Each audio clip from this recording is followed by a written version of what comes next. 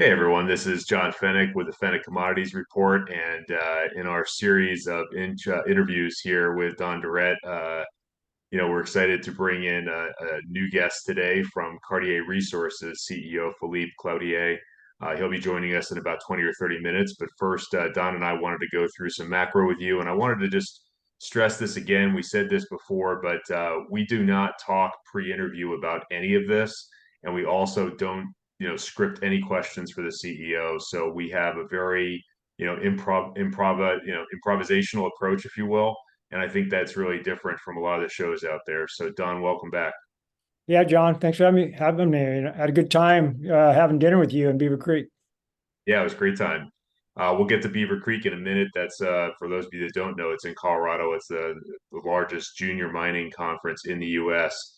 So, Don, why don't we just jump into the macro here? Because obviously, with the Fed, disappointing the markets yesterday, we saw an immediate sell-off at around 2:30, 3 o'clock Eastern yesterday, and that fed into today pretty heavily. Yeah, absolutely. Yeah, let's jump into macro. I thought that September, because of seasonality, September, October is usually the two most difficult months for the market. Right. September is the most down month, and October is the most volatile month. And so I thought, going into this month, that it would be a weak month. And I thought there was a really high probability that we would retest 4,200. And today was the first time that we've actually closed below 4,400. Yesterday, we closed a little over it. Today, we're below 44. So we're actually 4,350. I have it at 4,360. I'm not sure where it closed because that was at 11 a.m. It could have closed higher or lower. Close lower than that. But we're in that vicinity of 4,200 now. Right. And I really feel that if we go below 4,200, that it could be kind of game over for Wall Street. Now, again, it's hard to predict the future. It could be wrong. But there's another article in Zero Hedge that said from Morgan Stanley saying that this could be the verge of triggering forced selling. And I kind of agree with that thesis. And so we get below 4,200. I think a lot of people are going to be taking profits to lock in because this year's up big right now. And you don't want to give it all back. You definitely don't want to give these gains back. So you get below 4,200 and there's going to be a lot of selling between, say, 4,200 and 44,000. So I think it's kind of a magnet down to 4,000. You get below 4,000, you start thinking about, the low, which is 3,500. So the next, 4 to 6 weeks are going to be really interesting. And then in tandem with that, we had Powell. Powell was hawkish, and he's basically saying, look, higher for longer, people. We're not coming to your rescue. The market goes down to 4,000. We're not coming to your rescue, people. We're not lowering rates just because the market goes to 4,000. So my point being, Powell, there's no Fed put here. Powell's not coming to the rescue of the markets until maybe 3,600, maybe 3,500. There's going to be no rescue. And that's scary. That's got to be scary for Wall Street. In tandem with that, sorry to go on and on, but No, go for it. in tandem with that, I mean, if you look at the indicators of a recession, I had 23 indicators in my newsletter that came out September 1st. And I'll just highlight the top 10, right? There's all in play. The first one is the inverted yield curve. I mean, it's been significantly inverted for almost a year now. And you don't get that type of inverted yield curve and not get a recession. I mean, it's kind of a historical type of thing. And Wall Street's ignoring it. And the reason why they're ignoring it is because Wall Street always ignores bad news. They always say we're going to get there's no recession coming. And they're always wrong. Every recession they're wrong because they don't look out more than a quarter. They have a hard time looking out more than a week. And so they're ignoring the inverted yield curve. The other thing they're ignoring is the lag effect on these higher rates. Right. A lag effect is going to bite. It's not like it's still there. It's an impending thing, impending doom kind of for the economy is this lag effect. Then you have the banks. So the banks are basically in credit contraction mode. They're not making a loan. Everybody that comes in their bank and wants to make a loan, they better have some, serious collateral. They're going to be turned away, right? The Right. bank's not in lending mode. They're in, credit contraction mode. That's not positive for the economy, and it's not going to turn around anytime soon. I think the banks is a big, big factor here that Yeah. Wall Street's ignoring. On top of that, the banks have some serious headwinds, right? We have the commercial real estate, which is going to start, hitting them, if you will, because they're going to be losing money. Because the way commercial real estate works is those loans are not collateralized. If you do a commercial real estate loan and you don't want to pay it back, you just hand them the keys and say bye. It's dangerous stuff for banks to do this, and the reason why it's that way is because historically commercial real estate doesn't implode. This is and this is now it's going to really bite them. So we got that. Then the consumer.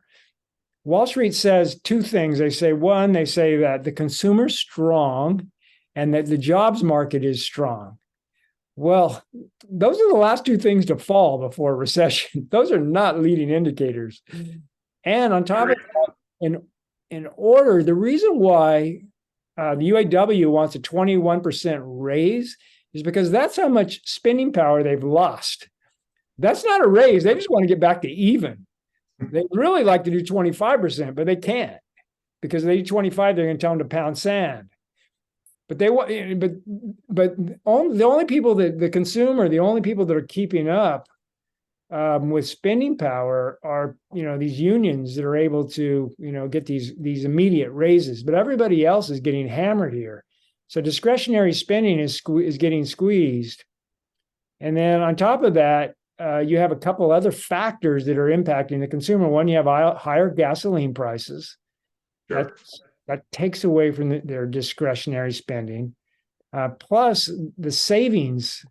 According to what I've been reading on Zero Hedge, the amount of savings has been getting squeezed lower and lower and lower, where the average family doesn't have any savings anymore. And then the third factor is credit card debt, which is over $1 trillion. And the interest rate is higher than it's ever been. So the consumer is getting squeezed. And then if we look at the jobs market, full-time jobs has actually got nailed in July and August. So it's not as if the job market is strong when full-time jobs they're down over 600,000 jobs in July and August combined. That's not a strong jobs market. Come on, Wall Street. The manufacturing PMIs are terrible. Yep. They're pathetic. They're like, I don't know, 47, something like that. Anything under 50 is showing signs of contraction, right? So PMIs are there's ugly. a lot of information there, and we agree with just about everything you said there. I mean, just trying to pick apart some of that. You said consumer confidence. I think personally that's what's really led to this 14 plus year rally on Wall Street is the consumer, and they are waning right now because, like you said, credit card debt at an all time high. You're servicing that debt at much higher rates than you were 18 months ago, and you're going to get squeezed. So we might get one more good Christmas out of this. I don't know, and then next year it's over, in my opinion. I, Um, and so you have to get ahead of that, right? And another theme we've been ahead of is real estate. When we saw rates rising at 75 basis point clips last year, we immediately shorted real estate in March of last year. I personally sold all of my vacation homes. I told you that. I own a little 1,400 square foot home. That's it right now. I am out of the real estate market because I don't care if I didn't time it perfectly. I don't want to be working against all these other people when inventories soar, which I think they will next year because look at real estate and how it did yesterday and today very poorly, and that's because the TLT, the ETF out there that a lot of people use to kind of, benchmark the bond market dropped like a rock today. It hit a 3-year low today. So, when you're seeing that kind of activity, you've got to start thinking counterintuitively, like, will real estate really do well a year from now? No. I mean, it's doing great right now because of low inventories. I have a lot of friends that are realtors, both on the retail and the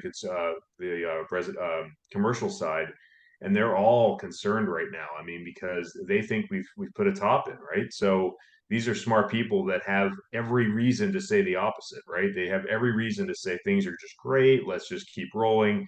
But when you really, ask the hard questions, they're like, yeah, well, it looks a little bit shaky right Right. Absolutely. So I have a few more points. So I did half of them. You got a reply, and I'll do the other half. Um, Global economic growth is kind of anemic right now. The U.S. economy, our GDP, our corporations get 40% of their profits overseas. So their markets, if you will, their markets, overseas markets, are weak. I mean, if we look at now. uh, even Asia is weak. I mean, if you look at China's GDP numbers, I mean, we've always said that China needs to be basically 5% in order to have any growth. The way their GDP numbers, they don't work like ours work. They're and they're at 5, they're contracting. So you have Europe, which is they're weaker than we are, and they team it looks like they're trending downward. My point is that that's not helping our economy. That's kind of a headwind. I would say that global economic activity is a headwind for the U.S. economy. The next one is housing and autos. So housing is held up fairly well, although we're seeing a lot of ugly numbers over the summer. The one thing Mhm. that's held up is the price of houses. But I would submit that the housing sector has headwinds right now because of these high rates. And I think autos have Agreed. headwinds as well. I mean, when it costs you, $3,000 in interest to buy like a 40,000 plus car, I mean, that's brutal. I mean, who can afford, that kind of, it's 300 in interest plus, $400 in principal or something, $700 car loans or for payments. They're brutal. The car payments are become brutal when you add that interest in, 8% on $40,000 a year. That's a lot, right? 10% would be $4,400. So 8% is, about 3,000 a year. That's brutal. I mean, my goodness, if It it's a is. 5-year loan, 15,000 in interest, people can't Do you happen afford. to know, Don, sorry, do you happen to know off the top of your head where we are in auto loan defaults? Because I have to imagine we're within like 12 months of an all-time high. No, I don't think we're there. The last chart that I saw we weren't, it was starting to trend up, but things could Mhm. speed up fairly quickly. But I don't think we're near Okay. all-time highs yet. The last chart that I saw, but I saw it. It's starting to trend. Absolutely, it's getting worse. Yep. There's no doubt it's getting worse, and the banks are starting to get hit here by delinquencies. What let's think about what happened in 08, 09. People protected their families, right? They turned in the keys to their car, they turned in the keys to their home, they squatted in their homes. We're going to see a lot more of that, I think, in 2024, 2025, when people are just going to hunker down. And one of the themes that I'm shorting right now is cheap retail, right? Like, look at Dollar General, DG, absolute terrible chart. Thank God we shorted it and made money, but we covered way too early. But thank God I had the foresight to go into shorting Target and shorting Ross and some other names. And so, I just look at all three of those charts. I mean, Ross looks beautiful, but it's already curling downward. It looks like a typical chart pattern where you double topped and ROST. Again, why would you go shop? The thesis being that consumers going to stop shopping at Nordstrom and Neiman and Marcus and start moving to TJ Maxx. Give me a break. Like, I mean, the numbers are good right now, but we both know that in a recession, people don't buy much of anything. I remember going around to stores in 08, 09. These places were empty. Starbucks was, a third of the line it used to be. Morton's Steakhouse, Ruth's Chris Steakhouse, half empty. Like, people don't go out there and say to their employees, "Yeah, guys, just go out there and spend, recklessly." They pull in budgets, and guess when that's going to happen? It's already happening, but it's going to happen heavily in December and January at these annual meetings, I think. Right. Yeah. Yeah, actually very good. If you get a real good gut feeling about that, that's go for it and make some money. Me personally, whenever I've tried to identify shorts heading into a recession, but nothing feels as good to me as the miners, right? The miners feel like a rocket Mhm. ship ready to explode. I mean, I got this list of stocks I want to buy, So but I am short the banks until middle of Yeah, January because I do feel like the banks are going to get obliterated if we go into recession here. So hopefully that pays out. Fingers crossed. you and I Okay. are both in that camp. Yeah, Yeah, so we've got three more here. So the other one is inflation is bad for the economy. And so if you go back into the 70s, the stock market is terrible in the 70s. Inflation is not good. And you just mentioned, retail, people don't have any money. Inflation basically takes away discretionary money, discretionary spending takes away companies' profit. exactly. And inflation is not going away. And that's one of the things Wall Street is tricking us with three things. Two of them I mentioned earlier. They're tricking us with this idea that the consumer is strong and the jobs are strong.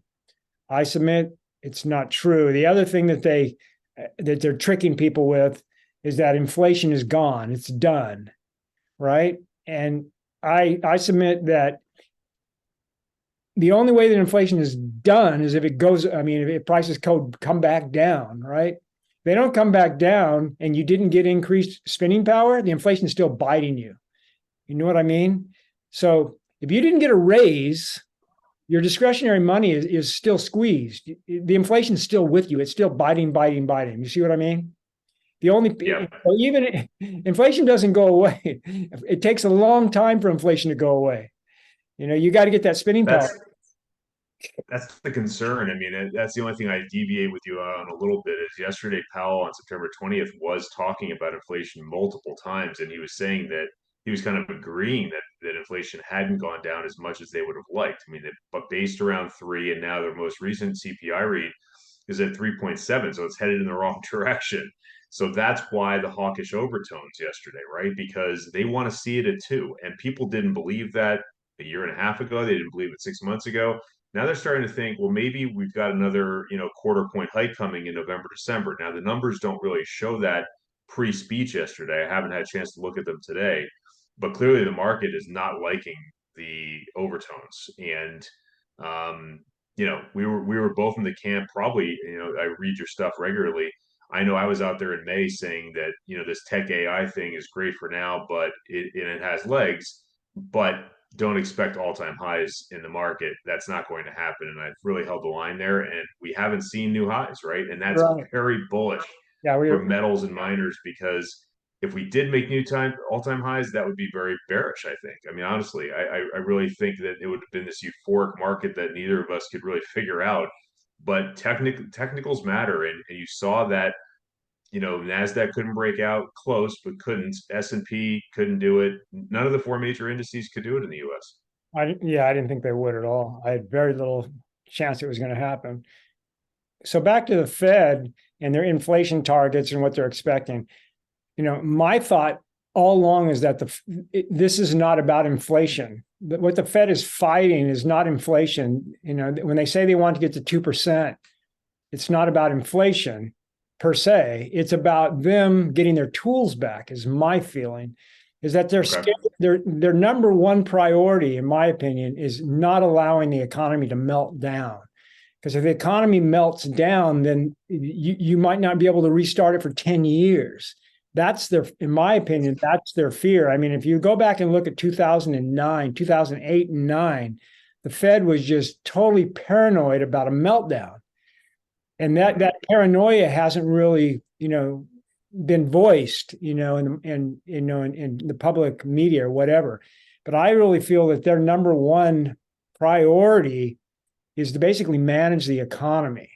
And by managing the economy, that to me is not allowing a meltdown and kind of keeping growth going. And inflation is a kind of if inflation is at 3, 4, 5%, that's not really what they're really worried about, in my opinion. What they're worried about is them losing control of the economy itself. Now, the only way that they can basically be proactive is to be able to lower rates to zero to restart the economy, and the ability to print at will. Those are their tools. Their tools are lowering rates and printing money. Well, guess what? They don't have either of those right now, and they're scared to Right. death. And so the reason why Yep. they're not giving up on fighting inflation, because they got to get it under control in order to get their tools back. It's not in order to save the consumer of inflation. So it's not really about inflation. It's about the economy. It's about them having control and being able to be proactive. And I think Mhm. they're in a reactive mode right now. And next year, I think the market figures that out. And when the market figures out that the Fed is basically trapped and all they can do is react and they can't do what they want, then it's basically, Katie bar the door time. It's like, they're going Mhm. to lose control here and they're not going to be able to do what they want. They're going to be feckless, right? So I got 3 more points. So in my view, inflation is a lose-lose situation here. And first of all, we have these strikes. So the strikes create higher inflation, right? So that's a lose. And then so if you're a regular consumer, a regular American, let's say you're retired or you're in a service job and the best rate, if you're retired, you get no raise, right? Well, you get the cost of living from Social Security, which isn't enough. And then if you're in the service industry or you're a white collar worker, you're not going to get that 20% raise. So the strikes are going to basically cause more inflation, and which is, you're going to lose there because your purchasing power you lose on purchasing power, right? Because you can't get it back, and then you lose because the strikes are going to create more inflation. So Mhm. inflation has this lose. You're in a lose-lose situation now, right now. If you're a white collar worker or you're retired, there's just no way to get back in control, right? So inflation's Right. nasty.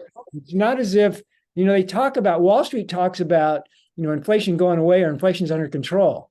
Well, it's not that simple. So that's a very simplistic Yep. argument. All right. Okay. So the next one is rail and trucking. Rail trains, the number of cars is basically, it's almost at a recessionary level right now, and we're heading into kind of the most busy season. That just shows you that things are weak and they're not picking up. Right.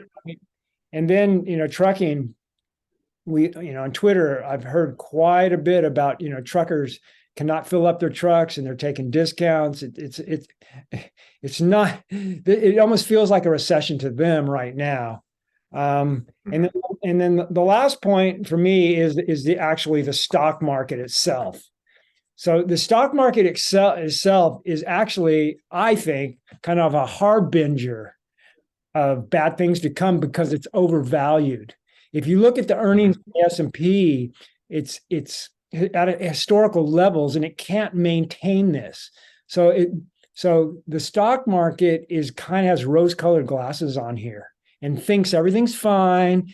Earnings are going to pick up in the fourth quarter and then into next year, and everything's going to come out rosy. When in actuality, they're wearing rose-colored glasses and they're ignoring all this stuff. So I see that an overvalued stock market is actually a sign of a recession, if you will. Those are my points. So Interesting. Okay. Excellent points, Don. And in the interest of time, I don't know if we want to hop into Beaver Creek now or if we yeah, want to table that for our next one. Yeah. Okay. yeah. Let's So jump in. let's do that for like 5 to 7 minutes and then bring Philippe in. Is that good? Yeah, absolutely. So Okay. We can always continue next time. Why don't you start? no, I'm going to let you go first, and I'm going to go find my notes. Okay. Yeah, sure. So, just for everyone that isn't aware, I mean, this is a conference that's held right outside of Vail, Colorado. It's really good. I would strongly encourage you to attend next year.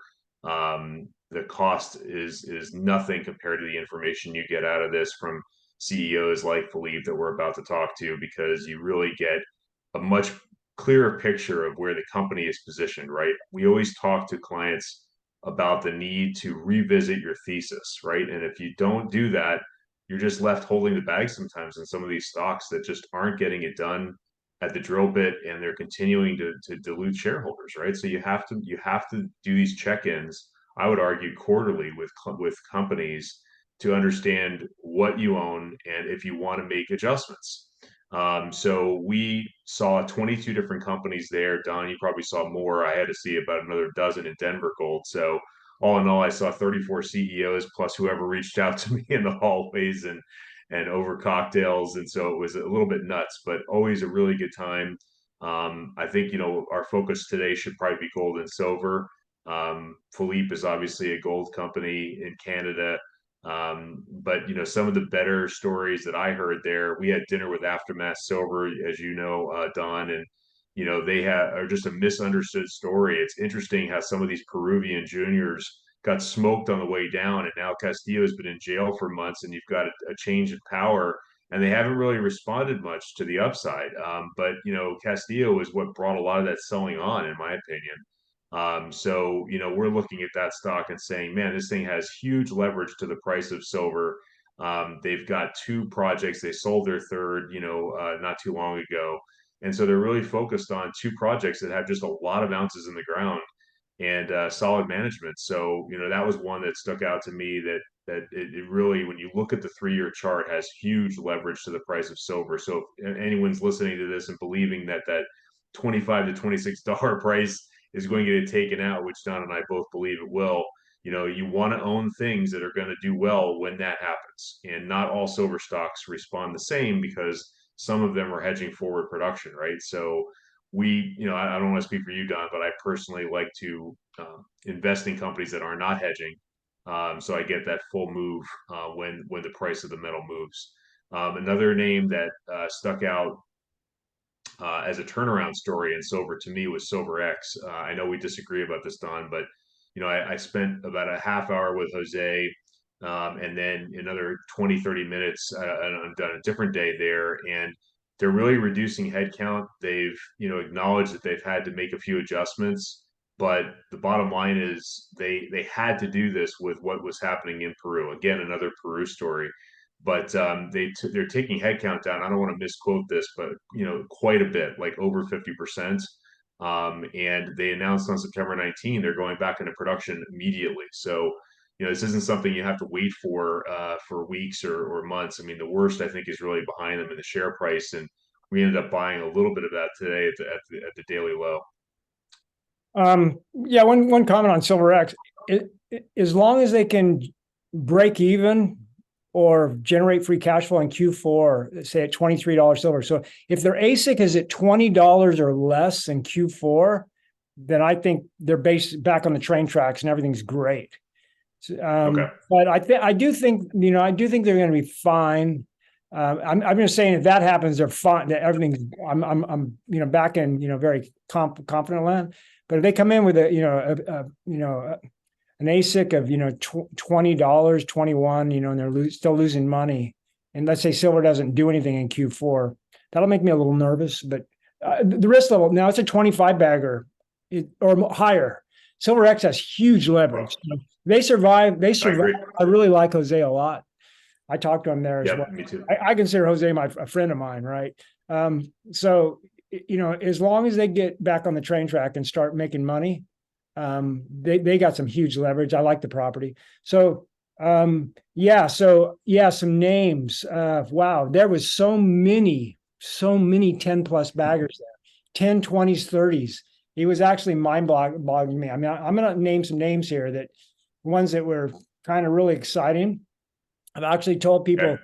I had a list. I had if you go on Twitter, I did my notes of the companies I like, but these are the ones that I kind of really liked. But I told there's my favorite one I haven't released yet, because the guy that I went with, the guy that paid for me to go there, Larry Lepard, he told me, Don, hold off. I want to buy more shares. So there's one hidden one. But so one really shocker to me was Altamira. Sat down with them for breakfast, and actually bought shares during the presentation. Now it's early Wow. innings. It might not, it's a drill story. It might not work, but Hmm. if but it's fast, it's very, very interesting and very cheap. But if they find they've only drilled shallow, and if they find silver at depth, if it goes below, if the mineralization keeps going down, it's an exciting drill story. I like that one. That one was really interesting. Southern Silver, they got a ton of silver. They're really cheap. Optionality story. Helios Star, really like their drill results. Like what they're doing with the development story down in Mexico. Super cheap. Silver mines in Australia. I love that one. Wow. That one just has some huge leverage. There's no large silver mines in Australia. I think their team, they're going to have no problem building that mine. US Gold, love their team. They're getting close to permitting, close to financing. Looks like a slam dunk. Silver Tiger, like their management team, Glenn Jessam. I mean, I think he's executed really well. We're going to actually meet with him in 2 months. He can go over this. Yep. Silver, they're one of the, kind of the larger companies there. Most of the larger companies do Denver, but they were there. And, I think they're fine. They're going to do Terranera, and then they're going to do, Pitarilla next. Long-term Endeavor's got some serious leverage. I like that one. West Red Lake Gold Mines, development story, Madsen Mine. I think they're going to figure it out. I like that one a lot. Montage, wow. I love their management team. One of my favorite management teams. 5 million ounce project. It looks like they got financing. Wow, a lot of leverage. Valued at 70 million today. 300,000 ounce producer. $1,000 AISC. That was great. The last name I'll mention is Discovery. Met Tony McCooch. Wow, what a CEO! I think he's the best CEO in the junior game. I think Discovery is just a monster development project. As long as they get permits, he's very confident. So those are my favorite names in Beaver Creek. Glad we got to go over them. So let's talk to Philippe. Yeah. Yeah, and I never met Tony McCooch, but I did invest with him at Lakeshore Gold. I think it was like 7 years ago, and that made us a lot of money. So I Wow. followed his career. I got to Yeah. tell you this. I had like a 10 bagger in Lakeshore. And I also got Tim Bagger in Kirkland. So I've had two Tim Baggers from Tony, and now he's going over here. I'm gonna get Yeah. another one. Three Tim Baggers. Yeah, he was at Kirkland as well. So yeah, that's an interesting one. Discovery looks undervalued for sure.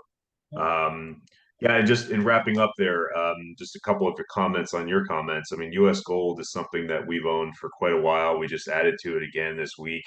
I met with that team like you did. I had dinner with them actually, and Doug Silver was there, who's in the Mining Hall of Fame. And I'm not going to say what he said to me about the presentation, but let's just say he was positive about what was being said at dinner. And that was another nice endorsement for me for a guy that has a lot more experience in this space than I do, kind of just saying, hey, listen to this geo talk. I mean, this is really interesting. So, when you look at what Wyoming is, it's a challenge, right? Because it's not a Nevada, which is always building mines. It's not like that. But I've met with the Wyoming, some of the politicians there. They want this mine, and I think you could see permits as early as December, probably January. So you're looking 3 to 4 months out on a Nasdaq stock with a 9.3 million share count, of which at that dinner probably 15 to 20% of the float was represented there, and no one's selling at these prices. So And when you get a rally, right. And the it's best going to thing, move. best thing about it is their CEO George B. This guy knows how to build mines. You He's want a mind builder. you want good Yep. people. So we got tightly held shares, 10 million shares outstanding, very little float. Got a fantastic CEO. The guy basically came out of retirement to do this. Yeah, it checks all the boxes. Wyoming wants it. I mean, that's the most important thing on investing in these mining companies. They got to check all the boxes, and they do. Yep. And you and I interviewed Ascendant like last time, and I was in Portugal just a few weeks ago checking that out, and the Portuguese government wants that one.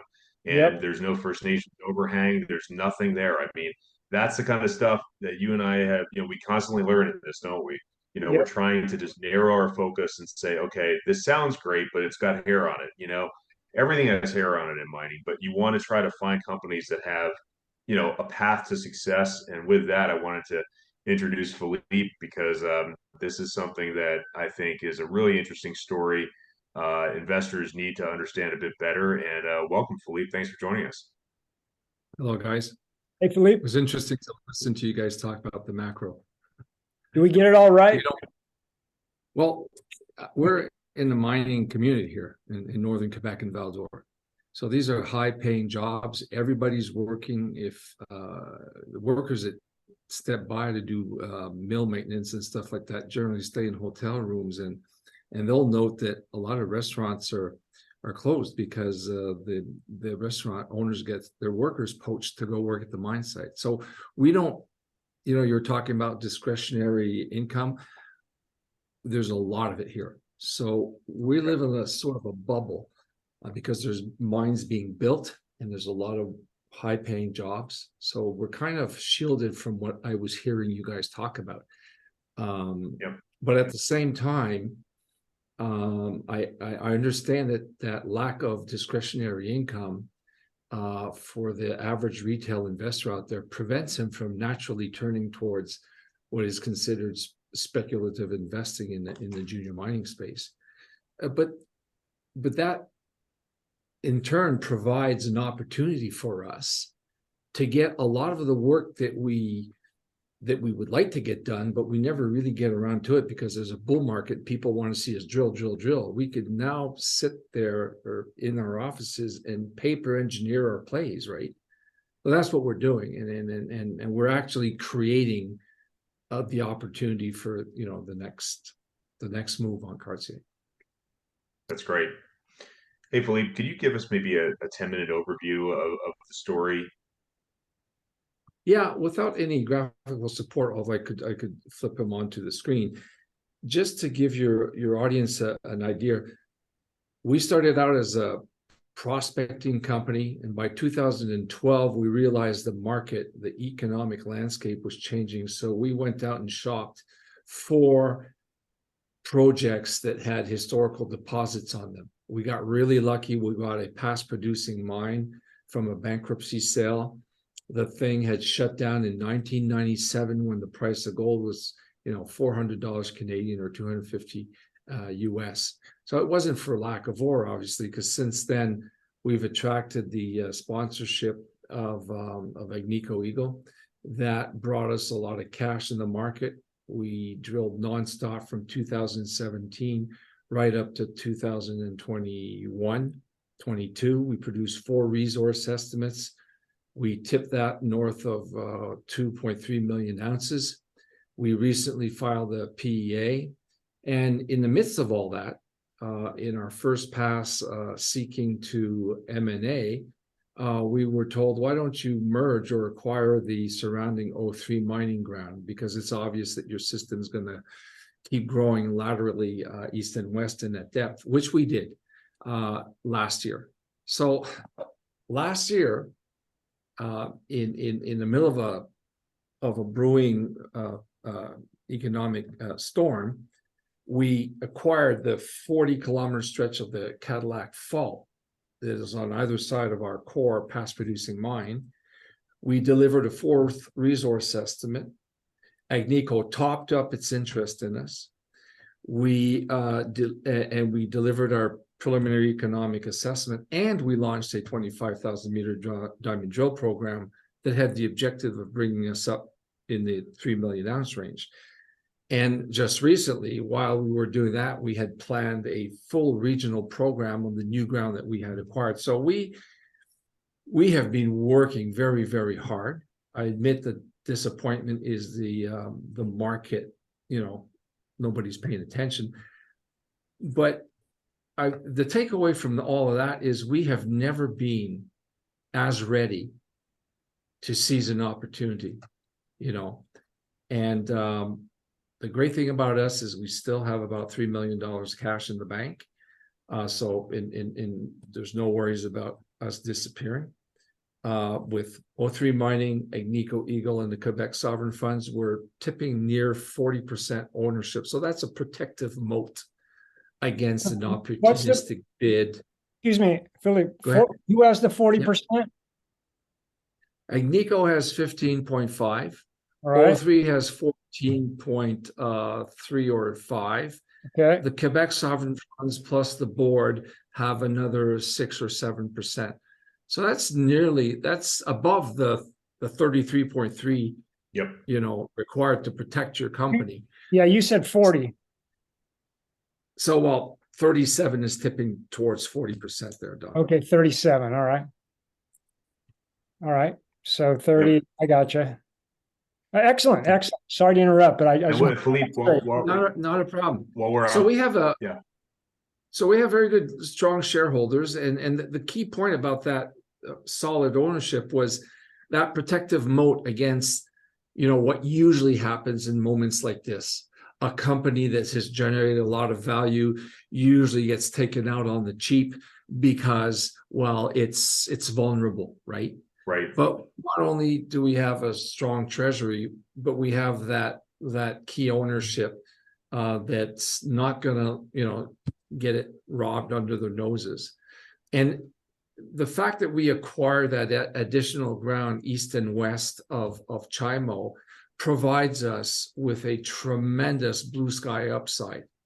So not only do we have a program prepared and developed to continue growing the resource and bettering the economics of the deposit itself in and around the shaft and the underground workings that exist, but we get to expand that and actually promote the fact that we're not only dealing with potentially one mine, but an emerging mining camp within a 15-kilometer stretch. And keep in mind, Don and John, I mentioned that we're right in the heart of a mining district here. We're within a 30-minute drive qualified workforce, 7 operating under capacity mills in a jurisdiction that is steep in mining tradition and know-how. So there's all sorts of bells and whistles. Quebec is well known for its proactive fiscal approach to encouraging exploration and the very, very costly initial mine years in development. It provides tax holidays and incentive.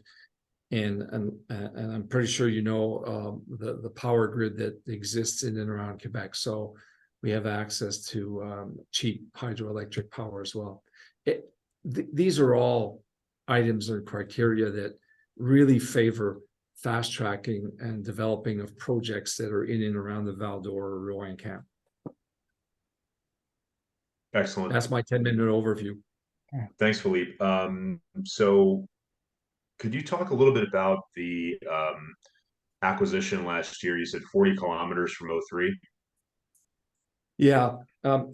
O3 got listed in 2016 or 17, hit the ground running, bought Alexandria. Then they bought a company called Chalice Gold Mines that surrounded the Chimo project. Now, keep in mind, a lot of people were saying, Phil, why don't you buy this ground? Why don't you buy this ground? Well, there's no sense in buying the extensions until we had, determined that Chimo on its own could fly, right? If Chimo wasn't going to hit that economic viability notch, why buy the extensions? But by the time we delivered the third resource estimate and initiated the PEA work, we had people in the data room suggesting, look, you better buy this out because it's obviously going to grow. And we did. And we paid O3 Mining with Cartier shares. So at that point, they owned 17%, which diluted Agnico down to, I think, 13 or 14. Agnico had none of that, and they climbed back up to 17 and so on and so forth. And Lord and behold, we did see the immediate impact on the economics of our own project with the acquisition of a smallish deposit that had initially been drilled off right off to the east there. And we do fully understand that finding additional ounces, especially shallow, will greatly benefit as long as you stay within a kilometer and a half of that shaft that exists and that goes down to 920 meters or about 3,000 feet on Chino.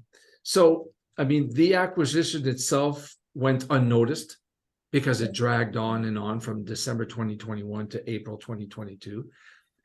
And by then the markets had started to tank, and our people were selling off our stock because we were without news and basically handcuffed to avoid news flow.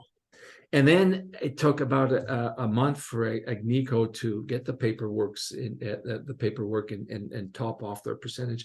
Keep in mind that Agnico itself had merged with Kirkland Lake. Right. So they had, so they were in the midst, and Tony McCooch had become CEO for a very short period of time of Agnico, and that changed. And so they were going through their honeymoon process as well. Anyways, a whole mess of events that conspired against us to properly promote this new acquisition and this growth. But hey, it did not change the fact that we delivered a fourth resource estimate, delivered a PEA, completed a 25,000 meter diamond drill program, and only early August did we unfold the map and tell people, look, this Chimo deposit can be copy pasted approximately 5 times over a 15-kilometer stretch. So that has really changed our mindset and the way we will continue drilling. Chimo was intense, high level, very detailed drilling with 2 sets of drillers, traditional drillers and control drilling. Whereas this new program is going to be the traditional high pace, very short, shallow holes over 15 kilometers. So, you know, we have mapped out a very aggressive program to continue growing this thing. But the markets are not paying attention. Yeah. No kidding. Don, I'll turn it over to you in just a minute. I just wanted to kind of give the listeners just a little bit of a timeline. So that's what got me interested in your story, Philippe, was I heard a lot of competitors talking up the stock at 25, 30 cents US, and then it fell like everything else. And then you did the acquisition last year to pick up the additional land. We met later in 2022, and then in March, I think, of this year, you put out the PEA, which I thought was pretty robust. And then in August, just last month, you, like you just said, explained to the market that this may only represent 20 to 25% of what's out there. And I think, again, a nothing burger because it's in August, unfortunately, right? And the market missed that. But we put a note out to our clients saying, this is really significant because you already have 2.35 million ounces of gold, correct? Yeah. Yeah. Well, keep in mind, though, another thing that goes largely unnoticed is for the past 80 years, this had been explored as a patchwork and had been owned by half a different companies. This is the first time in a century that this entire land package is under 100% ownership of one company, right? And its starter deposit is standalone economically viable, which the remaining historically drill indicated deposits and showings that were found along this 15-kilometer strike can now be drilled with modern understanding, right? Yeah, that's and another thing that's really worth mentioning and it really goes unnoticed as well is the Chimo mineralization. Unlike, I think, the majority of gold mineralization, well, this type of mineralization is amenable to ore sorting. And I won't stress this enough because the new trend in mining is to really focus on gold ounces and not the grade. You mine grade, but you extract and sell ounces.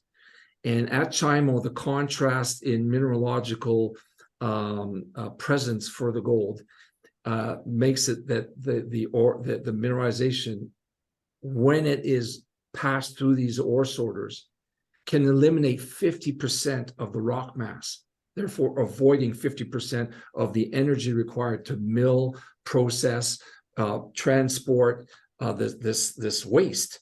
And then eventually it doesn't go on the waste pad, it goes right back underground to paste backfill. And the grade almost doubles. So you're mining 4,500 tons per day, but you're only milling 2,400 at double the grade. Now, this is not like people say, well, what's ore sorting? Tom Ruff, for instance, one of the ore sorting companies, has deployed over 150 of these ore sorters worldwide, and 50 of them alone in North America. So this is time-tested technology, and it is in line with the new ESG approach to mining, where you want to minimize your environmental footprint, minimize the energy consumed, optimize the gold ounces being produced, reduce your all-in sustaining costs. So all of this is wrapped into the Chimo Mine project, which will ultimately benefit our shareholders, you know. That's great. On the topic of AISC on sustaining cost, what is the AISC of the project? 750 US. And that is largely because there's an existing shaft that does not need to be refurbished. Okay. 70 kilometers of underground workings, 12-month per year access to the site, a 25 kilovolt power line within 300 meters of the old shaft opening.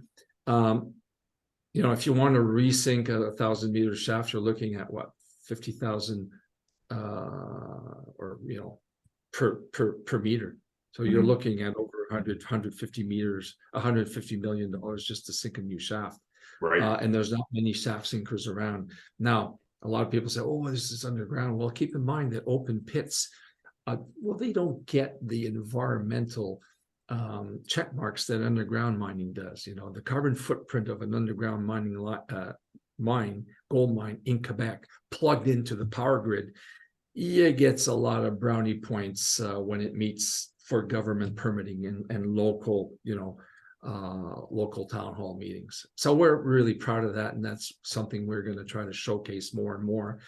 And again, our whole story is about creating that opportunity so that when and if the market turns in the short term, we're there to service it with a product that we've been working so hard to bring to the, you know, and to the local producers. There's Agnico, there's Hecla, there's Wesdome, there's Eldorado, there's the Aisc Group. Goldfields just bought into the Windfall deposit. I mean, they've tried to get into the Abitibi 3 times. A first time by optioning a project to Yorba Resources along the Cadillac, a second time by trying to take out Yamana, and now a third time by buying yet only 50% of the Aisc Windfall deposit. So there's a demonstration that you're seeing foreigners come in, and I believe they're coming into Quebec and Canada and North America because of the better, you know, the better ESG components of mining in North America. Don, do you have a few questions? Yeah, I have 5. A lot of them are easy. First question is, your common shares outstanding 326 million? Yes.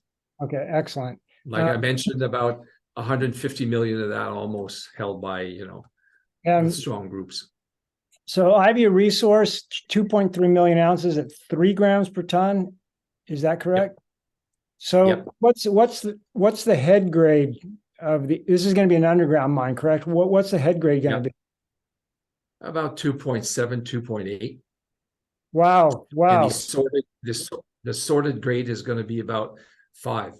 But keep in mind, Goldex, about 30 kilometers down the highway, they're mining at a cutoff grade of 0.9 grams per ton underground, and the head grade being 1.5 at 1.5 kilometers underground. Nice. Odyssey, the new mega project that Agnico is thinking, is going to be what, 1.1 to 1.4 at a kilometer depth. Nice. All of Cartier's ounces from surface down to a kilometer. That's impressive. What's your path forward? What are your next steps over the next 3 years? Well, we've mapped basically 3 programs. 1, to continue growing the ounces in and around the shaft to better the next PEA. 2, to continue exploring that 15-kilometer stretch with easy, inexpensive, and low-risk, high-reward drilling. And 3, to initiate the process of additional bulk sampling, ore sorting, refinement tests, environmental scoping, and permitting. So 3 distinct fronts to get this project closer to, you know, let's say, how producers like to see them. Okay. Sub-shovel ready. So, right, you're right. So you want to get it construction ready. So you really only have two suitors, O3 and AEM. They both basically have to agree on who's coming in. So those, since they have veto power, I know I talked to O3. Yeah. I talked to And El Dorado. how much does El Dorado own? They don't own anything, but they have a mill and they're seeking to get critical mass. Right, but O3, right, It, but O3 and AEM both have to agree. And so why would they give granted. away something so valuable? And we're going to get to valuation next. So Definitely. O3, I spoke with them at Beaver Creek, and they find you very attractive because of the location. You're near them. Well, like them. You're near them. You're on their radar in a big way. They just need, but they can't buy you today because they got to build their mine. That's going to take a long time. The Marbet thing. So yeah. So basically, what they're going to do is they're going to hope that AEM basically takes them out.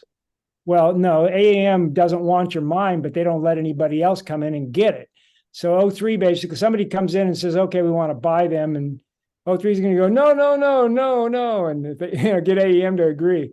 So if the two of them are on board, no one's taking you out. That's my point. So they both kind of have veto power together.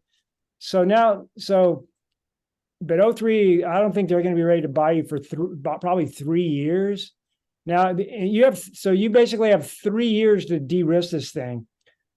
When do you think you'll do a PFS? Definitely not next year. So maybe 25. It could be in 25, but okay. I want to dial back to what you just said about AEM and O3. Agnico needs mill feed for its massive Canadian Malartic mill. And I think they're going to get that through O3. Yes. I think O3 can, I believe the right way for O3 to out of this is not to build their own mill, but to use the mill that's right next door, Canadian Malartic. Absolutely. I believe there may be an O4. And if you talk to O3, you're basically talking to Jose Vizquera. And he moves on things really quickly. Right. Now, another thing that I mentioned was El Dorado. And you've got to understand the way the camp or the fault is built in an east-west fashion. Basically, east of Val-d'Or, you've got El Dorado, Probe, and Cartier. And if you, for some reason, there's synergies there because you really very rapidly reach a critical mass of about 15 million ounces. Right. And then you become a target for Agnico. Right. 3 million or 2 million ounces, I don't think is no longer a target for Agnico. Where they used to gun for 120,000 ounces per year production, right, project, they now look at 3 or 350. Understanding what they require to make a move on you is part of the solution. Right. And so they would sponsor any merging of companies amongst themselves to at a future date take out a much bigger and robust. You're absolutely you're a very low risk investment right now because you're going to get taken out at a higher number. You're currently valued at $9 an ounce, 2.3. Your market cap is 20, so you're valued at $9 an ounce. So anytime you can buy a quality company in a good location for less than $10 an ounce of gold in the ground, you're not going to lose money. So the question really becomes, and this is kind of for me and John to figure out, is where do you sell? At what price do you guys give your company away? Now, in my opinion, gold's going higher. So I think that your gold in the ground, because where you're located, and you talked about your AISC being 750, which is just super cheap for that area of the world. Yep. It's got to be worth, in my opinion, at least $150 an ounce. So, and at $50 an ounce, and I also think you're going to grow your ounces. You're 2.3, you're adding 25,000 meters. You got 3 years to de-risk this thing. You're going to drill even more than that, probably. I got to believe you're going north of 2.5, and you're probably going to get to 3. So if you get to 3 times 200 is $600 million. That's kind of the upper range of what you're going to be worth. Now I'm valuing you at $2,500 gold. I usually value companies at $3,000 gold, but even at $2,500 gold, you should be worth 600 million, but you're not going to get 600 million because you're going to give your company away. But whoever buys it is going to get a discount, and you're probably going to sell it for around 50. So that's like a 3-bagger. But you got dilution. It might only be a 2-bagger, 2.5-bagger. Me and John, we're not interested in 2-baggers. We want you to sell for 75 or more. If you sell for 75 or more, then it's interesting. But we got to gamble that you're going to be patient. The most recent benchmark your audience and yourselves could refer to is the S&P compilation of the past 10 years weighted average takeout price for projects in non-remote projects, in mining camps, $98 per ounce. Yeah, absolutely. So round that off to about $100 an ounce. If you've got 3 million ounces, that's $300 million. Right. For roughly 300 million shares outstanding, I think the stock we'll take 98 at the dollar range. It's trading 10% of that. Right. We'll take 98. Absolutely, we'll take that if you're patient enough to wait. But our market cap is 10% of the NPV of the deposit right now. The reason why that's the average is 98, and the reason why it's if you had one guy that owned 50%, he would get 200, and this is why. And the reason why, if you really were patient, you would get 200 is because of the location. The location and the AISC and the exploration potential gives you added value. So a good example is like Cartier Resources. They had a 2 gram per ton mine. So their AISC was low like yours. They sold for $200 an ounce. And the reason why is because they had exploration potential. They had good AISC. They had good location. But that was back then when Mexico was mining friendly. They're not mining friendly anymore. So you guys are an ideal location, got exploration potential. It's a big mine, easy to build. You got the shaft. It's a brownfield project, easy to permit. Exactly. You check all the boxes. So for as I'm concerned, if gold prices don't move, if gold just stayed at 2,000, just stayed here, and you took it to construction ready, but that's dilute. You're going to dilute to get to construction ready. I think it would be worth 150 an ounce. But at 2,500, I think it's worth 200. What are your thoughts, John? I don't make estimations that far out.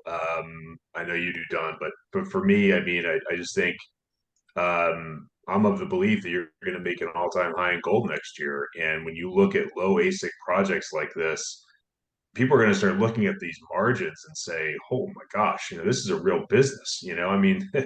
This isn't some company that with 2,000 an ounce and it's a highly levered play. This is something that's a value play, which fits right into our methodology. It's in the right part of the world in a proven camp, as Philippe has pointed out, near other players. Philippe, you said it's near Probe, and was the other name Eldorado is a producer. Eldorado. Okay. Eldorado is trying to build scories out in Greece, right? So I would imagine that they're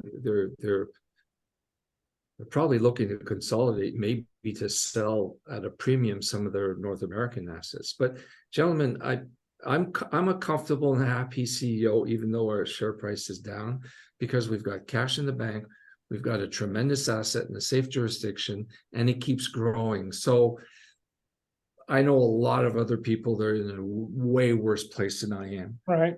And the other thing you have going for you is that we're kind of at the bottom right here, at the bottom of the market. We're not going much lower. You're valued at 20 million, not really going much lower than that.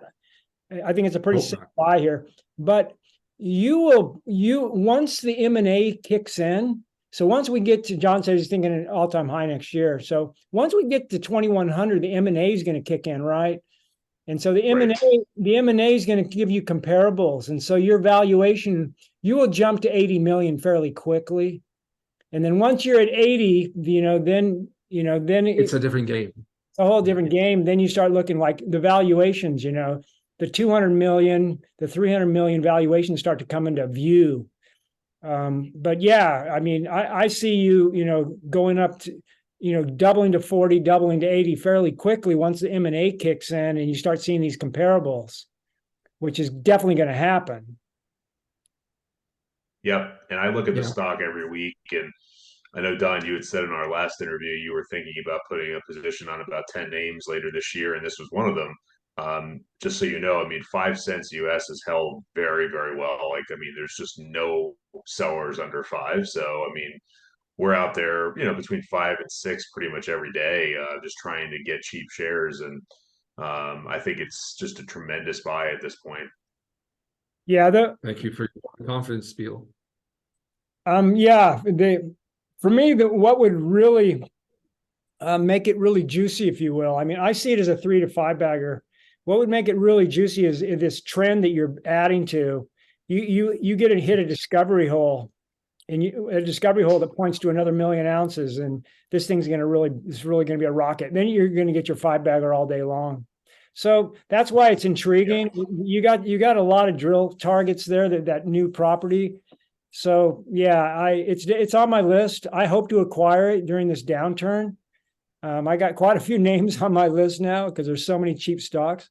So, but yeah, it's on mine. And so, yeah, Philippe, we really appreciate you coming on. My final question to you is, your exploration targets, this 25,000 meters that you're going to drill is what percentage of that is going to be for new discovery on the new land? 100% of it. Oh, wow. That's awesome. 100. That's awesome. 100% of the program is dedicated. And that's what, our current large shareholders have been saying, Phil, just go out and scope more ground. Nice. We like know that. the Chimo system is there. When do you start? When does it begin? Well, the guys need to go out and do some field locations and surveying, and in a few months it could get off the ground. Oh, nice. So good. I don't want any news to come out and push your stock up. I have time to buy it. Cool. Thanks, Great. Well, thank you guys, and have a nice evening. Well, it's evening here. It's midday your place.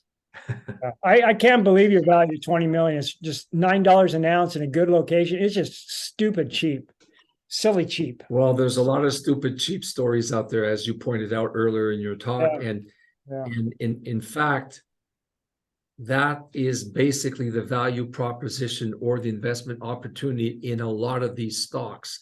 This is where some astute and sophisticated investors could get in on a lot of the names you mentioned, as well as Cartier.